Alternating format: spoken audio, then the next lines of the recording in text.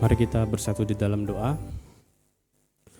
Tuhan, kami ingin mendengarkan sabda-Mu yang berbicara kepada kami untuk menenangkan jiwa kami, menolong kami memahami apa yang Kau kehendaki, dan memimpin hidup kami untuk lebih berkenan lagi di hadapan-Mu.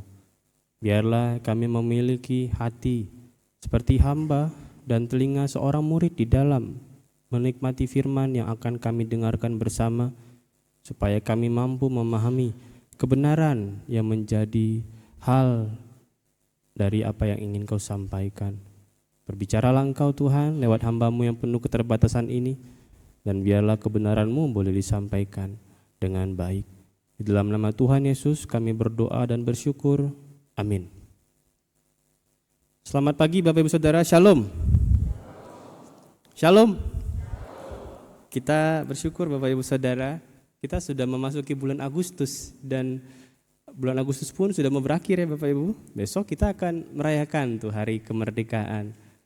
Nah, di dalam perenungan saya tentang memasuki hari kemerdekaan ini, saya sering menggumulkan tentang dalam 81 tahun bangsa kita akan merdeka gitu ya.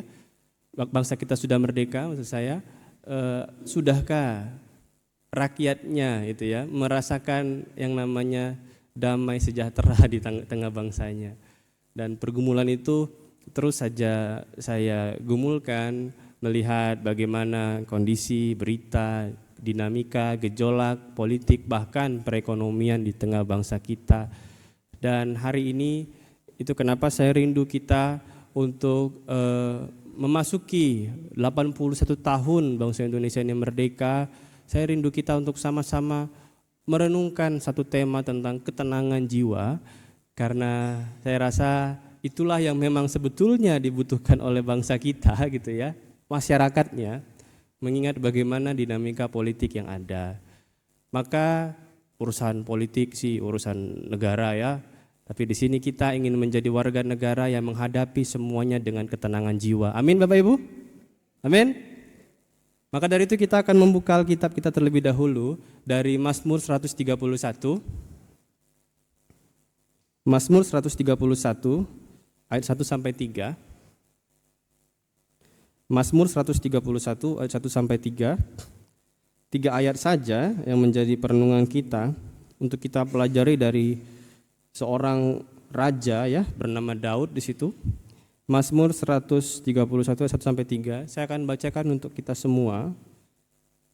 LAI memberi judul perikop di situ, menyerah kepada Tuhan. Nyanyian ziarah Daud. Tuhan, aku tidak tinggi hati dan tidak memandang dengan sombong. Aku tidak mengejar hal-hal yang terlalu besar atau hal-hal yang terlalu ajaib bagiku. Sesungguhnya aku telah menenangkan dan mendiamkan jiwaku, seperti anak yang disapih berbaring dekat ibunya. Ya, seperti anak yang disapih jiwaku dalam diriku. Berharaplah kepada Tuhan, hai Israel, dari sekarang sampai selama-lamanya. Amin.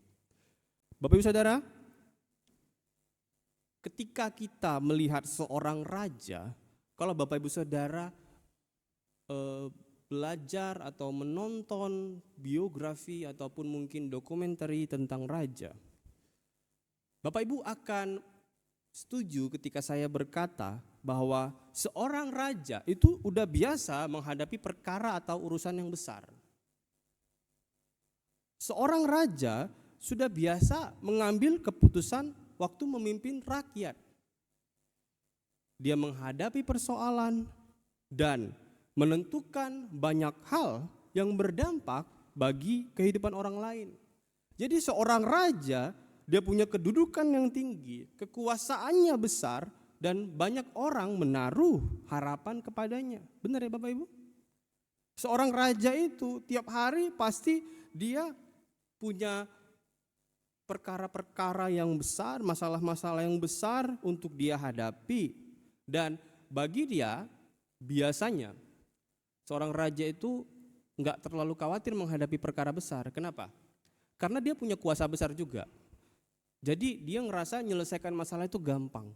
So dia bisa ambil keputusan apapun yang dia anggap benar. Nggak susah buat dia untuk menyelesaikan satu perkara. Sebab dia ngerasa punya kuasa. Karena itu Bapak Ibu Saudara, ketika ada seorang raja yang berkata, sebenarnya aku punya perkara atau masalah yang terlalu besar untuk kuhadapi. Ketika ada seorang raja yang berkata seperti itu, nah ini menarik. Raja itu sebenarnya berbeda dengan raja-raja pada umumnya. Raja-raja pada umumnya kalau menghadapi perkara, masalah, dia ngerasa gampang, mudah menyelesaikannya. Karena seorang raja itu cukup berkuasa untuk menyelesaikan perkara. Akan tetapi Bapak Ibu Saudara, orang yang berkata tadi, sebenarnya aku punya urusan atau perkara yang terlalu besar untuk kuhadapi, orang itu adalah Raja Daud. Kita tadi lihat di Mazmur 131. Dia mengakui bahwa di hadapannya ada perkara yang terlalu besar untuk dia hadapi. Dan itu membuat dia gak tenang. Ada masalah, ada hal, ada keinginan yang terlalu besar untuk dia dapatkan. Ada perkara atau masalah yang dia ingin pecahkan, dia begitu menginginkan itu untuk segera diselesaikan, tapi dia tahu itu terlalu besar dan ajaib untuk dia selesaikan. Dan kemudian dia berkata, aku tidak tinggi hati dan tidak memandang dengan sombong. Dan kemudian dia berkata, aku tidak mengejar hal-hal terlalu besar itu tadi. Kalau kita perhatikan, dia tadi bilang aku tidak tinggi hati. Ini punya kesejajaran tadi dengan aku tidak memandang dengan sombong. Kemudian bagian berikutnya sejajar. Hal yang terlalu besar sama dengan hal yang terlalu ajaib.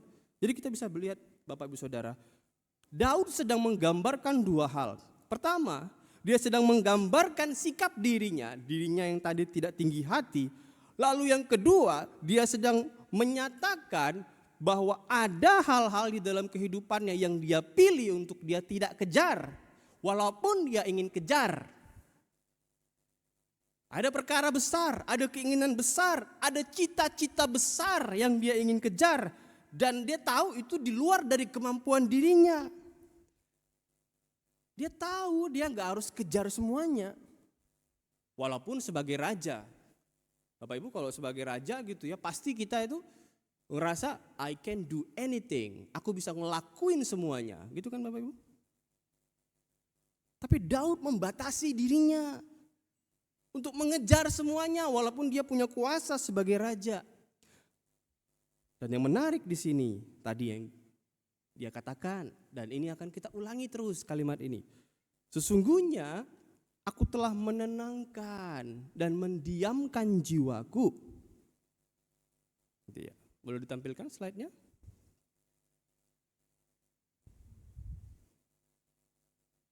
Ya, next. Aku telah menenangkan dan mendiamkan jiwaku, gitu ya.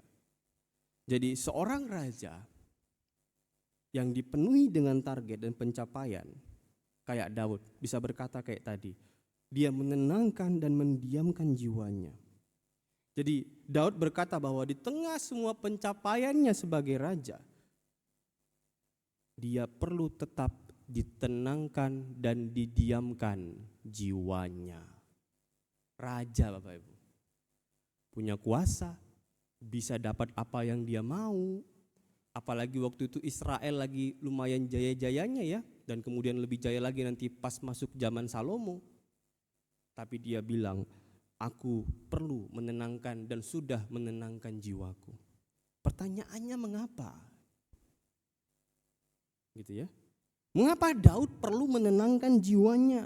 Katanya nggak sombong, tapi dia berkata dia perlu menenangkan jiwanya. Ini kan agak nggak gampang dipahami, sederhana gitu ya. Apa yang membuat jiwanya seperti itu?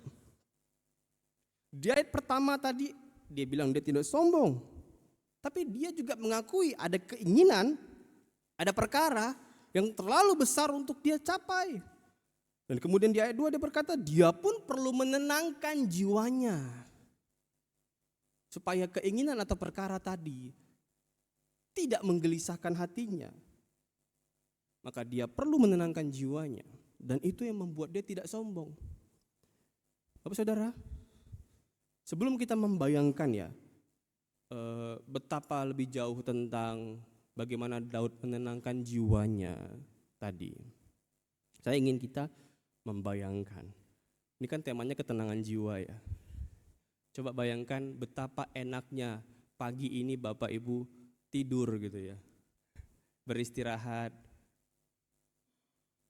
Setelah sekian lama dari Senin sampai Sabtu, apalagi besok libur ya Bapak Ibu. Saya rasa sebagian di antara kita mungkin ada yang upacara besok ya, ketika harus bekerja di satu institusi, upacara. Besok kita kerja bakti ya Bapak Ibu ya. Tapi bayangin ya, contohnya kayak besok misalnya. Dari pagi jam 8 ya benar kita kerja bakti, kemudian siangnya barangkali ada kerjaan lagi. Enak ya Bapak Ibu, habis itu malamnya tidurnya nyenyak pulas. Enak ya Bapak Ibu? Enak. Kerja satu harian, terus habis itu tidur di malam hari itu enak banget Bapak Ibu. Dan Bapak Ibu Saudara, bahkan gak sedikit orang kalau misalnya ditanya, kalau libur biasanya kemana? Gak kemana-mana, ke Pulau Kapuk aja, gitu kan. Tidur Bapak Ibu. Karena memang beristirahat itu enak gitu, nikmat, apalagi udah kerja seharian. Tapi ada satu orang Bapak Ibu, satu pria yang hidupnya dia gak pernah tenang, mau tidur aja susah, mau merem aja susah Bapak Ibu. Waktu itu malam itu Bapak Ibu Saudara, rumahnya udah mulai sepi, dia udah kerja dari pagi, siang, sore, dan kemudian pikirannya tapi masih penuh dengan banyak masalah. Dari pagi dia kerja, kemudian dia pindah, pagi dia ke kantor, siang dia pindah ke tempat A, sore dia pindah ke tempat B, buat rapat, dari rapat satu ke rapat yang lainnya. Coba bayangin, hektik gak Bapak Ibu? Wah, dan bukan gitu aja, di tengah jalan dia masih mesti mikirin perusahaannya, dia masih mesti mikirin persoalan yang akan datang. Karyawanku nanti gimana kalau perusahaannya ini bangkrut. Gak pernah tenang hidupnya. Pekerjaannya memang udah beres beberapa dan kemudian dia pulang, tubuhnya pulang ke rumah. Tapi dia ngerasa bahwa jiwanya masih ikut kerja di kantor. Jiwanya masih seperti duduk di ruang kerjanya, mikirin setiap resiko dan untung rugi perusahaannya. Keadaan itu berlangsung begitu lama dan dia mulai mengalami malam di mana ketika dia mulai sulit tidur. Tidur itu terasa kayak sesuatu yang langka buatnya. Pernah ngerasain itu Bapak Ibu? Orangnya sukses. Ini orangnya ada Bapak Ibu. Bukan di sini Bapak Ibu. Orangnya sukses.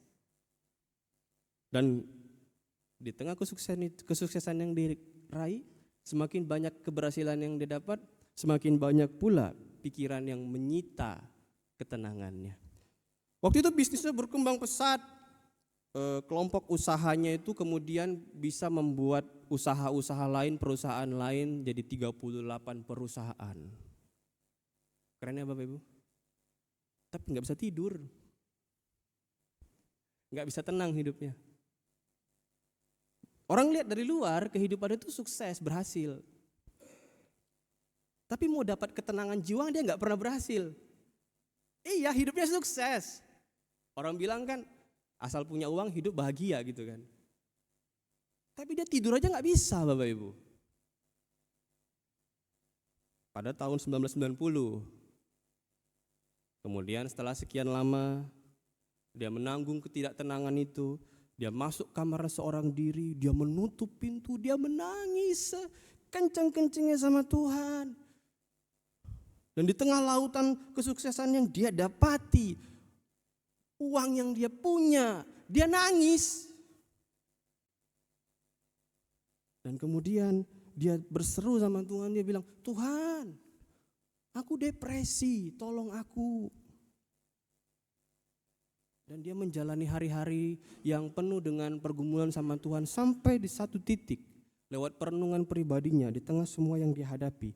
Dia melihat kembali hidupnya, dia sadar bahwa ada yang salah dalam cara dia mengejar keberhasilan.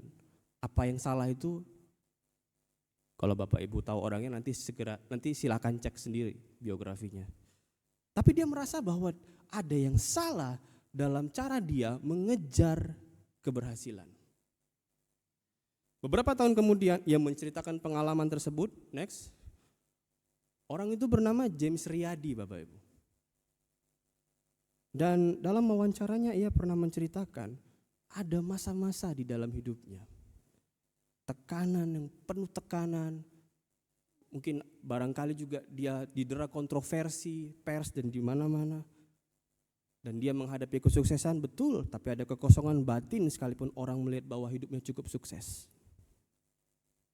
Dia punya segalanya, tapi ketenangan batin pun waktu itu dia perlu Tuhan. Di tengah kehidupan ini kan kita juga bisa aja ngalami hal yang sama. Barangkali mungkin bentuknya beda. Nggak tunggu sukses dulu kayak James Riyadi baru kita cari ketenangan. Tapi barangkali di sini di hidup ini pun kita pun mengalami hal yang sama. Mencari yang namanya ketenangan. Barangkali ada seorang karyawan, dia menunggu promosi, dan sebelum dia mendapatkannya, dia mikirin terus itu.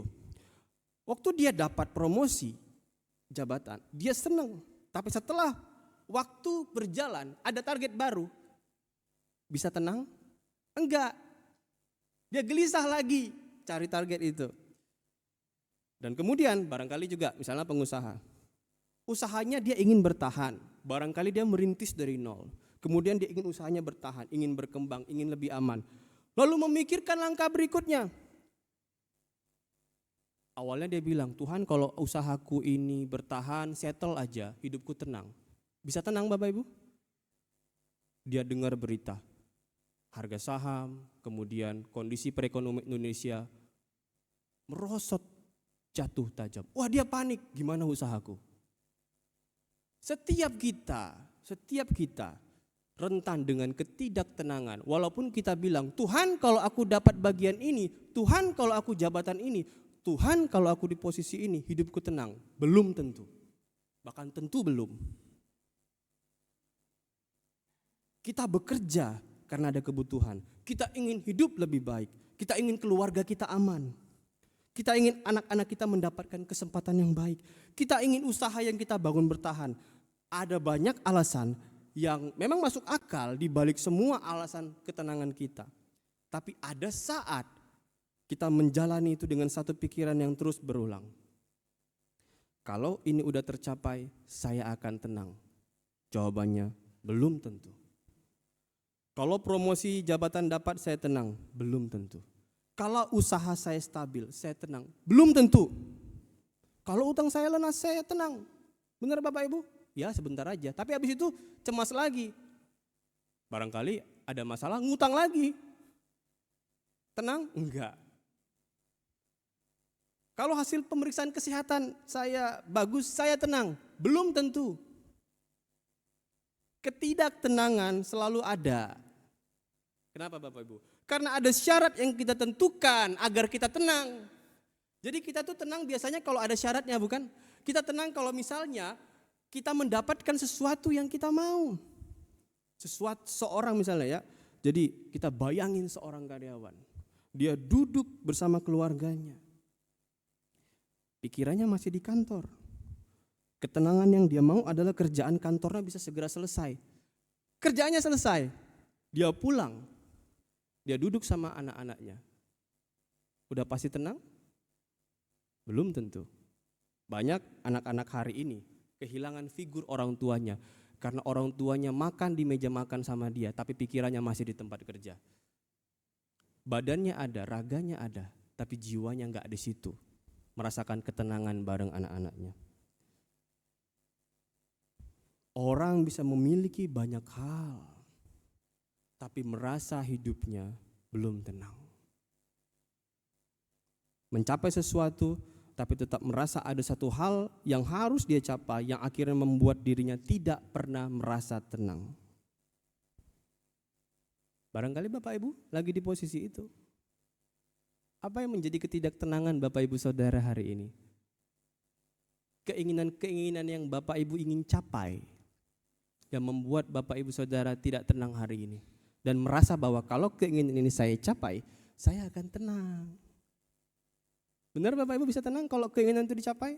Coba bayangkan satu keinginan yang Bapak Ibu rasa, kalau Bapak Ibu bisa capai, Bapak Ibu bisa tenang. Pikirkan sekarang coba. Tapi seperti pertanyaan tadi, ketika itu dicapai, apakah itu menjamin ketenangan Anda dan saya? Ada sesuatu yang kita inginkan, hari-hari kita pasti diatur oleh keinginan itu. Gitu ya Bapak Ibu? Itu yang membuat kita nggak tenang. Karena kita menginginkan hal itu sangat besar. Kita menginginkan hal itu sangat luar biasa. Kita dikuasai oleh keinginan itu. Kita didrive olehnya, kita bangun. Kita mikirin keinginan itu. Nggak tenang. Gimana ya kalau keinginan tadi nggak tercapai? Bahkan keinginannya sesederhana dan sebaik kita pengen anak kita sukses. Apa yang salah punya ingin anak sukses ya Bapak Ibu ya? Salah nggak? Nggak salah. Tapi ketika keinginan itu menguasai hati kita, kita berpikir bahwa kalau anakku sukses, hidupku tenang. Belum tentu. Banyak anak yang sukses nggak patuh sama orang tuanya, kurang ajar sama orang tuanya. Bisa tenang hidupnya? Enggak. Tidak ada keinginan hidup yang kita punya bisa menjamin ketenangan kita. Tapi pertanyaannya makanya, waktu kita mikirkan hal ini, pertanyaannya bagaimana ya caranya saya punya ketenangan jiwa dengan mensyukuri berkat dari Tuhan. Kalau keinginan yang saya punya nggak kunjung saya dapat, itu kan pertanyaannya Bapak Ibu. Saya ini pengen tenang Pak. Saya ini pengen mensyukuri pemeliharaan dari Tuhan, berkat dari Tuhan. Tapi gimana saya dapat itu kalau saya nggak kunjung dapat keinginan saya? Nah ini yang menarik Bapak Ibu. Dia berpikir bahwa dia mesti dapat keinginannya dulu, baru dia bisa mensyukuri berkat dari Tuhan. Kan sering begitu Bapak Ibu. Kita kan sering begitu. Padahal sebenarnya yang kita miliki hari ini, apa yang kita punya hari ini itu kan harusnya sesuatu yang patut kita syukuri. Betul Bapak Ibu? Amin. Tapi banyak dari kita, bahkan sebagian besar, bahkan kita semua kadang merasa bahwa bersyukur sama Tuhan dan tenang di hadapan Tuhan, kalau apa yang kita inginkan itu kita dapatkan.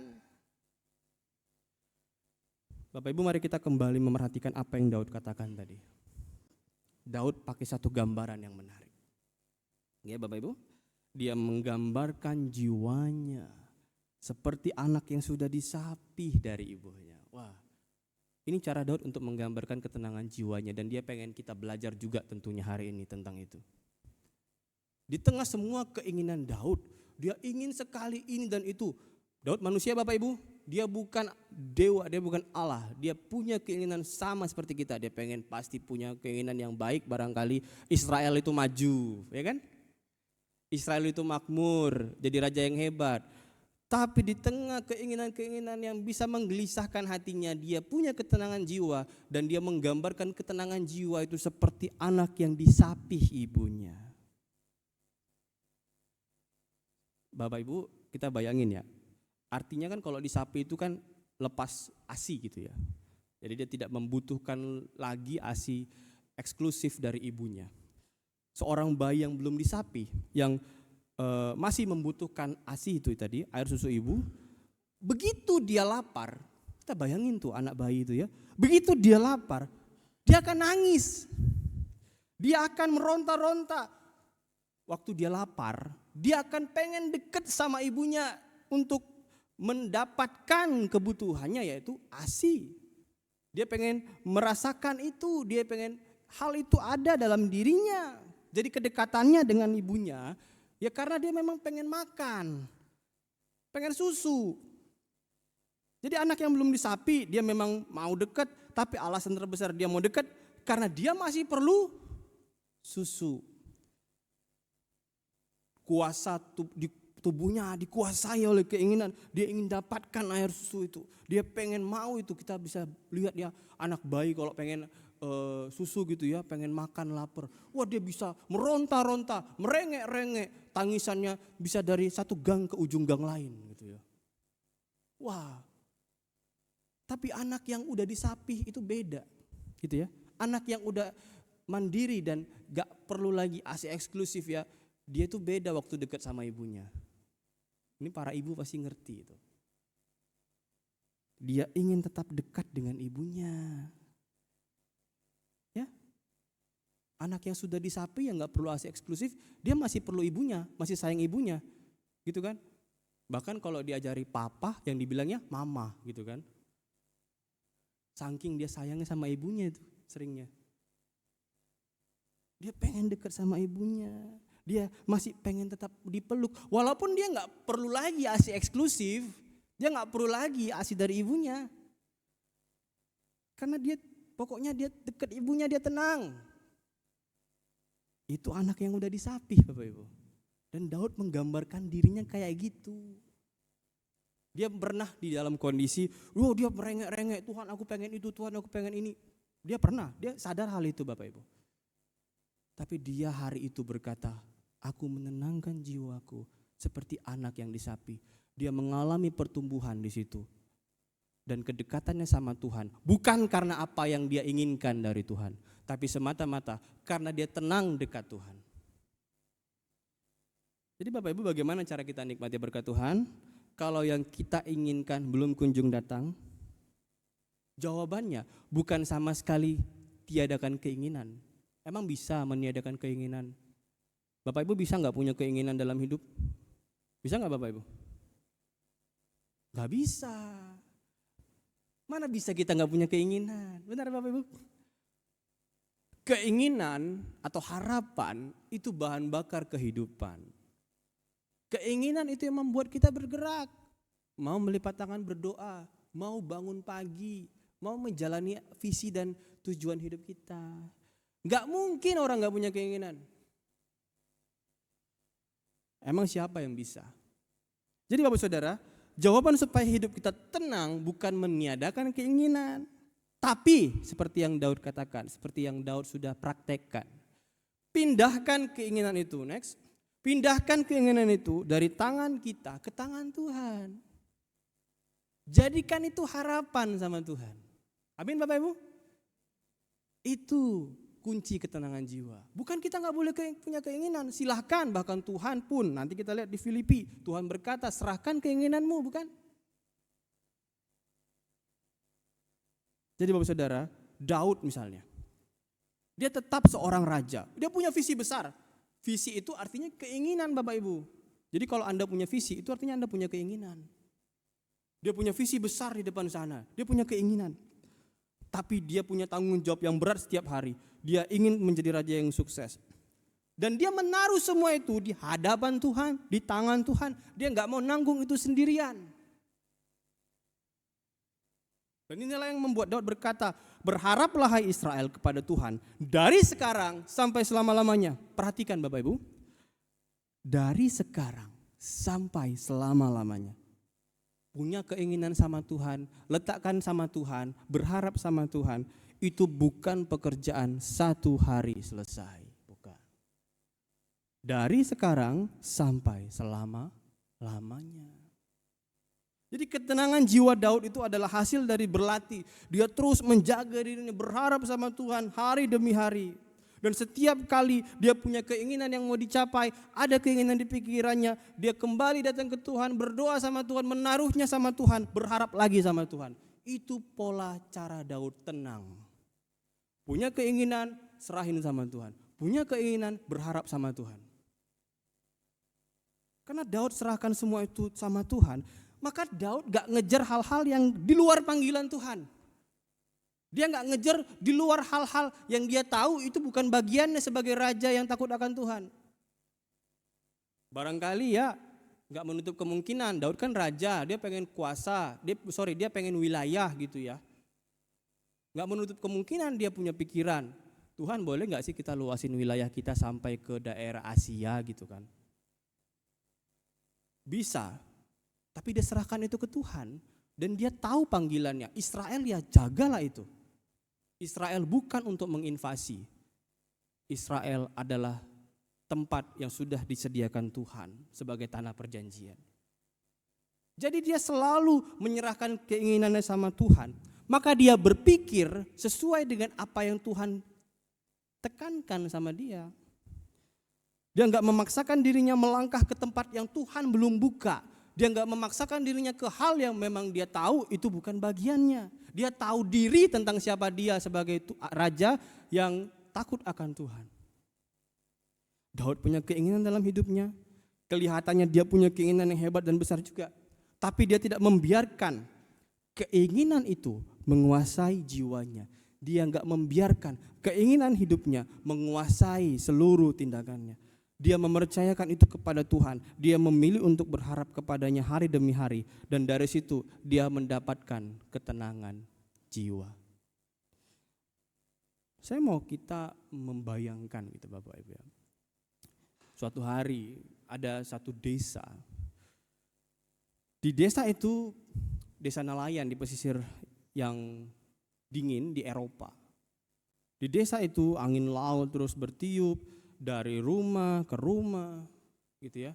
Dan kemudian di salah satu rumah yang sederhana ada seorang anak laki-laki, dia berlari keluar dari rumahnya. Pas dia lagi lari, tiba-tiba ada kereta kuda ya, karena zaman itu belum ada mobil. Ada kereta kudanya berlaju cepat, tiba-tiba kaki anak ini tergilas Bapak Ibu. Dan ibunya menangis melihat anaknya yang kakinya sakit itu lumpuh. Orang-orang datang menjenguk dengan wajah pasrah, ya udahlah, ini kayaknya mati nih, nggak bertahan lagi hidup. Dan kemudian itu kisah di tadi desa satu desa di Eropa. Lalu kisah lainnya Bapak Ibu, di belahan bumi lainnya, belahan bumi tropis. Ceritanya ada dua orang, mereka masuk ke hutan tropis, mereka berjalan di rimbunnya pohon-pohon tropis, kita bayangkan ya. Mereka bawa Alkitab, mereka pengen sampaikan ini ke orang-orang yang belum kenal firman Tuhan, belum kenal Yesus. Mereka bawa Injil. Mereka nggak tahu di tanah itu ada sejarah orang-orang katanya kejam banget, bahkan gosip-gosipnya suka makan orang, kanibal. Tapi kedua orang ini tetap datang membawa Injil.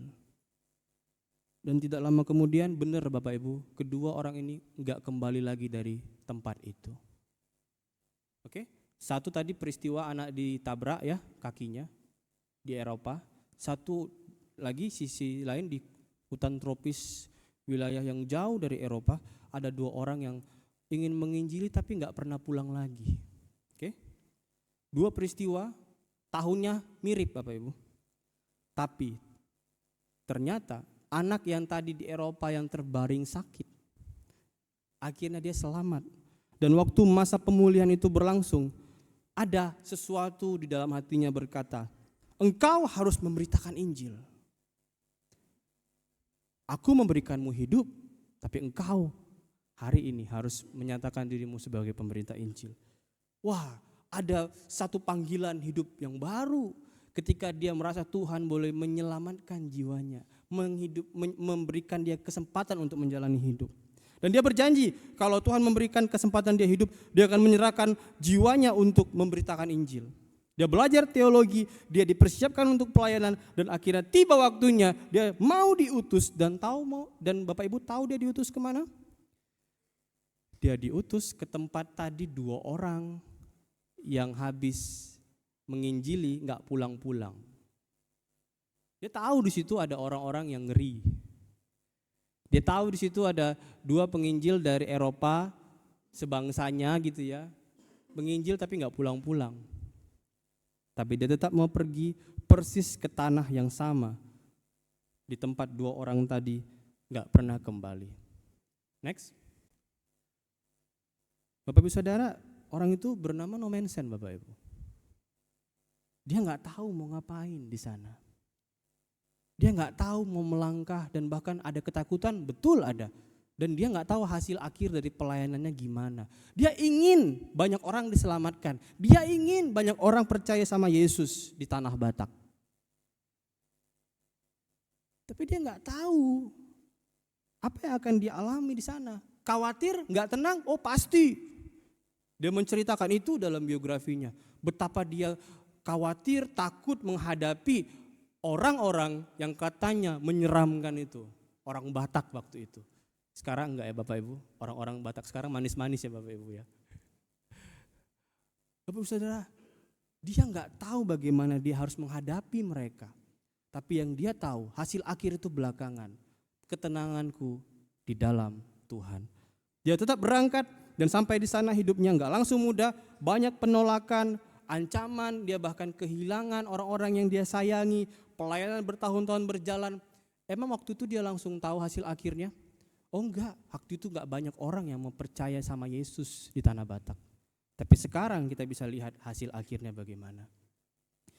Bapak Saudara, yang menarik di sini adalah dia berangkat tapi dia enggak tahu hasil akhirnya. Dia berangkat tapi dia enggak tahu berapa orang yang nanti akan percaya. Dia enggak tahu apa yang akan terjadi terhadap dirinya dan keluarganya. Tapi dia tahu bahwa dia harus melangkah sesuai hasil pergumulannya sama Tuhan. Sisanya, baik itu masa depannya, nyawanya, dia serahkan ke Tuhan. Dia enggak takut, dia tenang, dia punya keinginan, tapi dia serahkan ke Tuhan. Dan outputnya, hasilnya, dia tetap melangkah. Walaupun hari itu dia belum dapat hasilnya.